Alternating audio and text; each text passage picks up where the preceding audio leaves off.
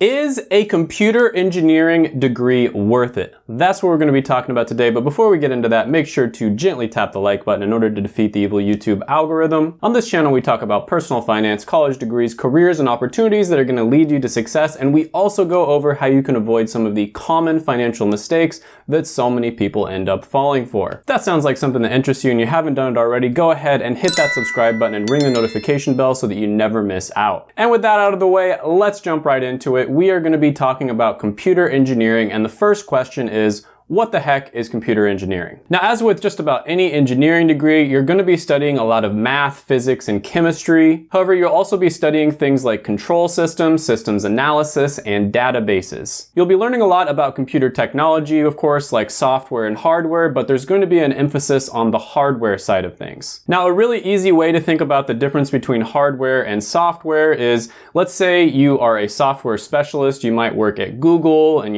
program different algorithms on YouTube, and hopefully you're, programming algorithms that are gonna boost the channel. That would be really nice. Whereas with hardware, you might work at Intel on processors that make the computer faster and more efficient. Now with computer engineering, there's around 8,000 graduates per year, and there are so many different jobs that you can go for with a computer engineering degree. Sure, you can definitely work on hardware, but you can easily get a job working on software as well. Many computer engineers end up going into coding and becoming software engineers. So when evaluating these degrees, I like to break things up into 4 different sections. And the first section we're going to be talking about is salary or earning potential. So a computer engineering graduate can expect to make around $74,000 a year starting out and $123,000 in mid-career pay. Now you can compare this to a really high-paying degree like petroleum engineering or a really low-paying degree like recreational therapy. And you'll see that computer engineering is definitely on the high-paying side of things. This is a skill set that is going to pay you very well. Now, one career path you might go into, which is pretty obvious, is going to be a computer hardware engineer, and they make around $117,000 a year. Another career path you might go down is becoming an electronic engineer, and they make around $101,000 a year. Like I mentioned before, you might become a software engineer or a software developer, and software developers make around $107,000 a year. So as you can see, pretty much all the different career paths that are common for people who graduate with this degree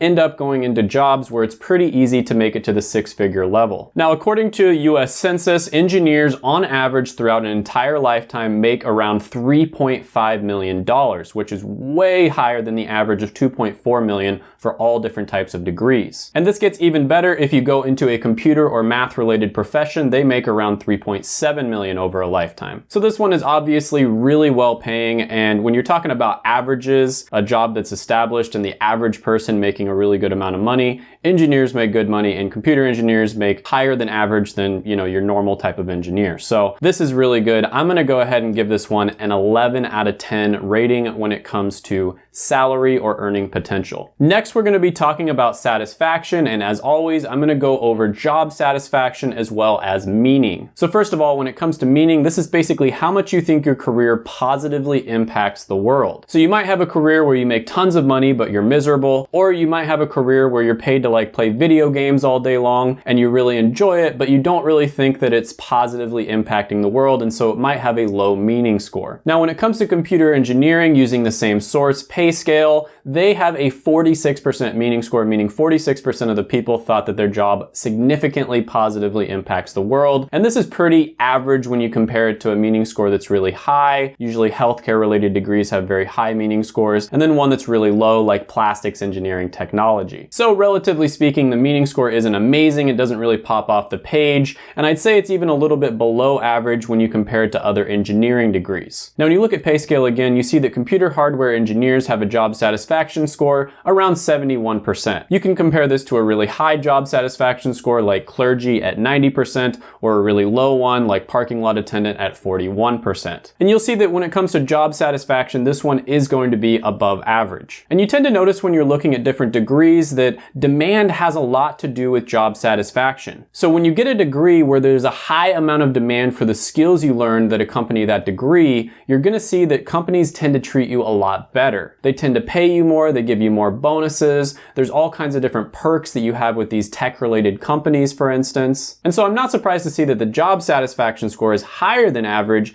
even though the meaning score isn't that impressive. And when you look at the least regretted types of majors, at least according to ZipRecruiter, engineering degrees are the third third least regretted. Only 15.91% of people who got an engineering degree regret it, and it's because the best jobs required advanced degrees. Now, one other thing that I'll say when it comes to meaning is when you get a degree where there's really high demand, you will have the option to work for all kinds of different jobs. So the skills that you learn are going to be high in demand. And so if you go into a job where you're kind of just not feeling it, you feel like you don't really have a sense of purpose in that job, well, you can get a few years of experience under your belt, and then you can probably work for just about any company in any industry in the world. And so eventually you'll probably be able to find a job that has high satisfaction and high meaning. On top of that, when it comes to happiness, many studies, lots of research has shown that your happiness does actually increase as your salary increases up to a certain level. So usually this is going to be around $75,000 to $80,000 a year, and it might be a little bit higher than that or a little bit lower than that depending on where you live. But this is something to also keep in mind, is that you want to try to go for careers where you can make at least $75,000, $80,000 a year, because that way you're going to end up maximizing your happiness. Now, with that being said, a lot of the time meaning, satisfaction, etc. is going to have a lot to do with the industry that you work in and the company that you work for. On top of that, satisfaction is extremely subjective depending on your personality. For some people, this might be 10 out of 10. They absolutely love working on computer hardware. And for some people, it might be 1 out of 10. And listen, if you don't like math, if you don't like engineering, that sort of thing, don't go into an engineering degree just because it pays well or because your parents want you to. But with that being said, I am going to give this one a score of 8.5 out of 10 when it comes to satisfaction. Next, we're going to be talking about probably the most important thing to think about, and that is demand. The reason why demand is so important is because pretty much everything else comes from demand. I mean, at the end of the day, economics is all about supply and demand. Right now, there are certain skills that tons of companies need. They need people who have these skill sets. And so if you have those skills, which computer engineering is going to teach you a lot of these really valuable skills, then guess what's going to happen? They're probably going to pay you better. You're going to have a much better experience. You're going to have all these crazy perks. Like, you know, look at the people at Google, all the perks that they get. There's all these different restaurants they have on site. They get all these free lunches. They get lots of time off. They get extra pay in the form of stocks sometimes. You can take free classes on the side from some of the smartest people in the world. They get to hear free speeches as well. I mean, the list of perks and benefits that you get at some of these companies is absolutely ridiculous. A friend of mine just started working at a Fortune 50 company recently, and he went from a company that was struggling and it was in an industry that's not doing very well to a company that's doing extremely well right now. And the difference is like night and day. He was doing basically the same exact job at both companies, but the company that's, you know, a Fortune 50 company that's doing really well, and it's one of those types of businesses that treats their employees well. I mean, the benefits he gets are just insane. Whereas the company he was working at before, he would work super hard and he basically didn't get any rewards for it. So I think you guys get my point. Demand is probably the most important thing because it's going to increase the score of all the other factors. But with that being said, if you become a computer hardware engineer, there's around 71,000 jobs right now. It's only growing about 2%, which is slower than average, meaning over the next 10 years, there's going to be around 1,100 jobs that open up. If you become an electronics engineer, there's around 328,000 jobs, which is quite a bit. However, it's still only growing around 3%, which is pretty average, meaning over the next 10 years, there's going to be 10,800 jobs that pop up. However, if you become a software developer, there's 1.4 million jobs available right now. It's growing at 22%, which is insanely fast for something where there's already 1.4 million jobs, meaning over the next 10 years, there's going to be 316,000 new jobs that pop up. So when you first look at these numbers, they might be a little bit disconcerting because you see that some of the engineering careers aren't growing all that fast. However, when you look a little bit more deeply into it, what you see is that computer engineers oftentimes end up going into careers that don't necessarily have anything to do with computer hardware engineering. There are tons of different technology related careers where the skills that you learn as a computer engineer are going to be very easily transferable into that type of career path. Now, one test that I really like doing when I'm looking up this sort of thing is looking on monster.com or indeed.com and just typing the degree in to see how many people have that degree listed in their job listings. So for instance, when you type in computer science degree into monster.com, you'll see that 141,000 job listings pop up. And when you type in anthropology degree, only around 829 pop up. For computer engineering degree, around 56,000 jobs pop up, which is very, very good. So when it comes to demand, this one is also going to be excellent. We're going to give this one a 9.5 5 out of 10. Next on the list, we're going to be talking about X factors, and this comprises basically anything that we didn't mention before. So we're mainly going to focus on skills, flexibility, and how easily outsourced or automated these careers in this degree would be. So first of all, we mentioned before that according to the census, engineering degree graduates in general are going to earn a lot over a lifetime, way higher than the average of 2.4 million. However, when you look a little bit more closely and you see what career path they end up going down, you're going to see that engineering degree graduates earn even more when they go into technology. And actually, all across the board, people who graduate with engineering degrees tend to do really well, even if they go into an art-related career. So if they go into arts and media, they're going to make $3 million over a lifetime, whereas somebody who graduates with an art degree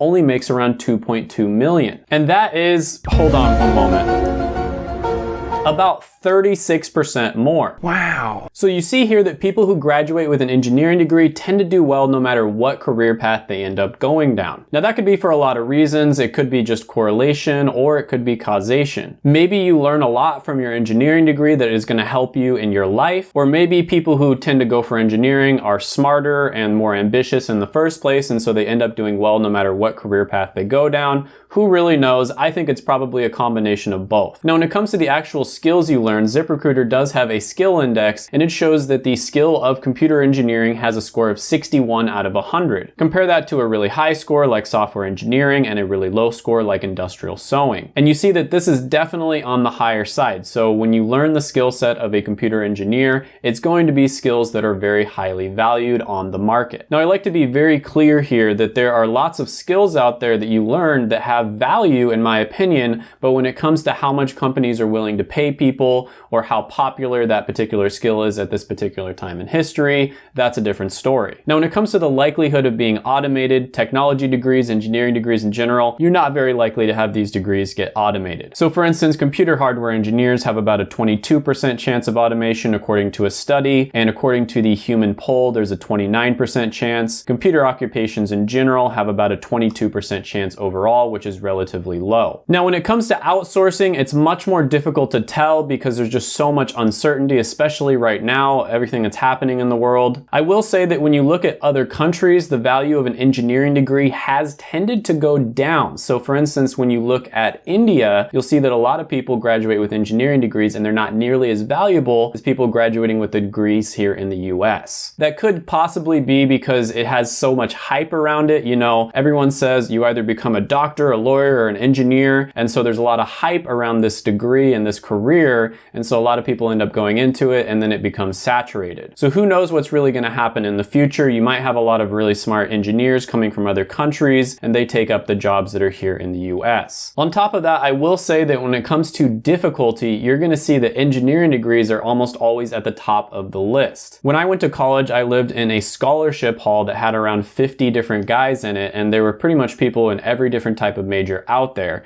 And I can tell you that the people who had the hardest time were the ones who went into engineering related degrees. These guys would be studying pretty much all the time, and when you'd see them, they'd have like dark rings around their eyes. They never socialized or went to parties or anything like that. It's very difficult. So if you go into engineering, just realize it's going to be tough. However, a lot of the time it's going to pay off. When you look at the degrees that create the most millionaires, engineering comes in as number one. And the reason for this is more than just the salary you get paid. Sure, you have a lot of job options out there where you're going to get paid a very high salary. I think one of the biggest reasons for this is because engineering teaches you practical problem solving, and that can be really good if you decide to become an entrepreneur and start your own business. So a lot of people who get engineering degrees end up getting a job working a few years, and then once they've got some experience and they've built some skills, they go off on their own and they start their own business, and that's where you can make a lot of money. That's where it becomes very easy to become a millionaire. So with that being said, the score here is going to be 8 out of 10 when it comes to X factors. So some of the pros here, the salary is going to be excellent, and there's going to be a lot of different occupations that you can go into. You can make good money right off the bat, which is nice because a lot of people want to enjoy their youth. It's also very flexible career-wise. It's going to be a very well-respected degree, even if you decide to go into into a completely unrelated career. Some of the cons here are going to be that it's a ever-evolving field, so you're going to have to stay up to date with the latest technology, and technology is evolving really fast. Now, if you go into the technology industry, it's great, there's tons of opportunity, but it does have an issue with ageism. And that's basically where they like to hire really young people. So when people get to a certain age, they tend to kind of just like phase them out, which is very controversial. There's a lot of controversy over that. And so, you know, someone might work really hard for a company for 10 or 15 years, and then they end up getting phased out when they get to a little bit too old to learn some of the newest evolving technology. There are ways to counteract that, of course, and I've talked about that in other videos, but it's still an issue. There's also going to be quite a bit of workload related stress depending on the career path you go into. A lot of the time, the skills are highly sought after. There's a lot of demand for them, but that also means that there's not very many people who have those skills, and so you are going to be asked to do quite a bit. And on top of that, it's a very difficult degree to get. Just objectively speaking, engineering related degrees are tough. I'm just going to speak for myself, but I don't think I would have been ready at 18 years old to take on an engineering degree curriculum. I kind of wanted to enjoy my time in college, especially the first few years. I wanted to kind of go out, socialize, and enjoy the college experience. So overall, the score here is going to be 9.25 out of 10. This is an excellent degree, one of the best that you can possibly get. There's tons of demand out there for people who have these types of skills. Of course, this is extremely subjective. For one person, this might be a 1 out of 10, and for another person, this might be a 10 out of 10, but I try to be as fair as possible when I'm evaluating these different types of degrees. And this one really does stand out. There's just a lot of flexibility. There's a lot of different career paths that you can go down. The skills that you learn are highly sought after. But with that being said, if you don't want to wait for the video to come out for the particular degree that you're looking at, check out my college degree ranker down in the description below. It's going to be behind my Patreon paywall. You will have to pay for it, but if you don't want to pay for it, you can always just wait for me to get to the degree that you're trying to evaluate. I've been working super hard on this right now. As of recording this video, it is version 1.1. I'm hoping to update it pretty soon. I'm kind of a little bit delayed on updating it just because of the fact that we have all this stuff happening in the world, and that's probably affecting the job demand right now. And so I don't really know what's going to happen. I mean, if I take all the time to update it and then a week from now something happens, all that information that I gave you is pretty much worthless. But I am working on making it even better in the future. It's still version 1.1, but I'm pretty proud of what I've done at this point, and I can confidently say it's probably the best resource out there. That being said, if you haven't done it already, go ahead and gently tap the like button, hit the subscribe button, ring the notification bell, comment down below any thoughts, comments, criticisms.